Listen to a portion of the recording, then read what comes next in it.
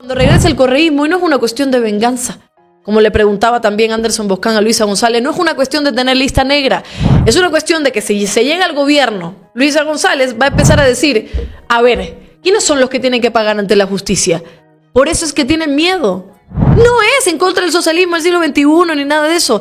Tienen miedo porque se van a evidenciar los actos corruptos, se va a evidenciar la plata del dinero del pueblo pagada a Carlos Vera y a Daniel Nostroza, se va a evidenciar todo lo que han hecho en Carondelet, se va a evidenciar todos los contratos que Daniel Noboa le dio a su familia, se va a evidenciar lo que han hecho con la Corte Constitucional y cómo han querido meter a jueces que benefician al extranjero más que Ecuador y además que son puestos por Daniel Noboa. Se va a evidenciar lo que han hecho con Galápagos, se van a evidenciar todo lo que han hecho dentro de Carondelet convertido en burdel. Se va a evidenciar todo, señores. Se va a evidenciar el antro en que han convertido Ecuador. Ese es el miedo que tienen. No es una cuestión política ideológica. El miedo que tienen es que se les acabe la fiesta, se les acabe la corrupción, que se demuestre que Diana Tamaín, como decía Washington Andrade, el abogado, que supuestamente ha tenido ya una mansión de más de $500,000. ¿Cómo?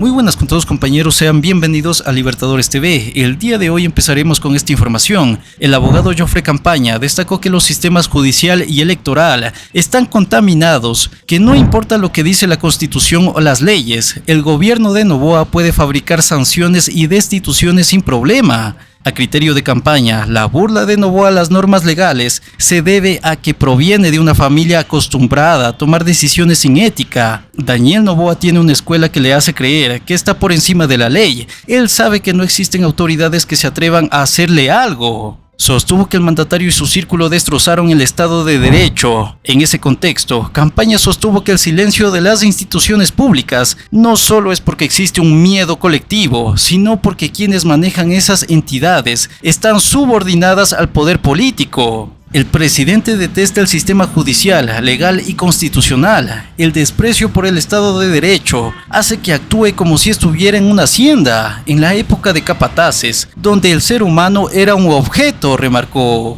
Los considerandos son tan burdos, débiles e insustanciales, que la conclusión es que no existen constitucionalistas en el gobierno o que hace un uso doloso de la norma, con interpretación antojadiza, arbitraria y vacía, reprochó. El abogado Joffre Campaña consideró que la captura de Naim Masou en Colombia no es coincidencia. En el marco de las elecciones presidenciales que están por celebrarse en el próximo 9 de febrero del 2025, el jurista manifestó que Masou puede ser usado como colaborador eficaz de la Fiscalía para embarrar candidatos, precisamente en época de campaña electoral. Ya sabemos cómo Fiscalía ha manejado el sistema de colaboración de los testigos protegidos. El abogado recordó el caso de Mayra Salazar. El país entero vio cómo ella recitaba de memoria documentos con fechas y detalles que ningún ser humano podría recordar. Luego, públicamente se supo que el discurso fue manejado por abogados del Banco del Pacífico, detalló.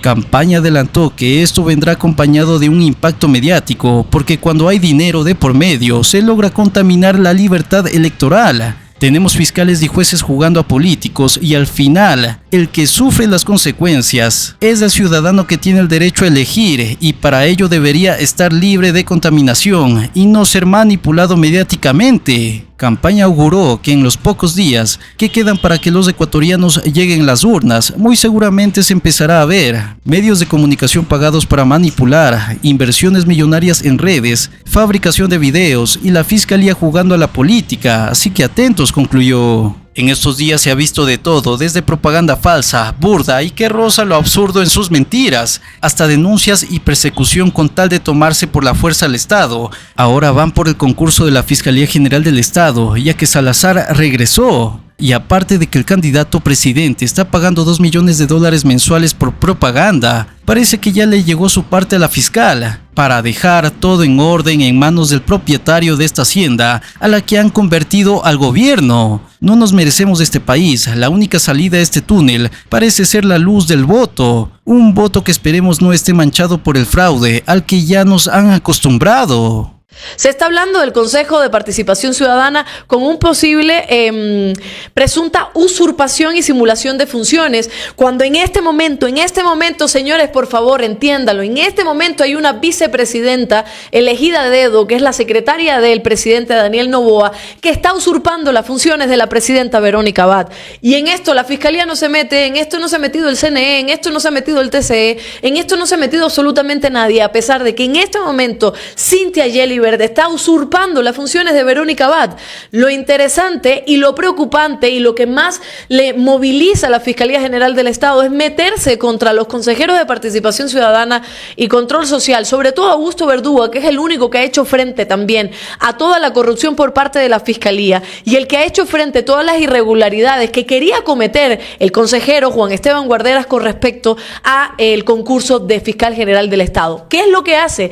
La misma tipa, esta tipa corrupta, lo sigo diciendo, Diana Salazar, la corrupta, la función, la que hace sumisa del poder, la que está trabajando con Estados Unidos y el gobierno de Daniel Noboa para instaurar un fraude, lo primero que hace a su llegada en Ecuador, luego del embarazo y luego de decir que tenía que cuidar a su hijo, es de precisamente ser parte de la campaña.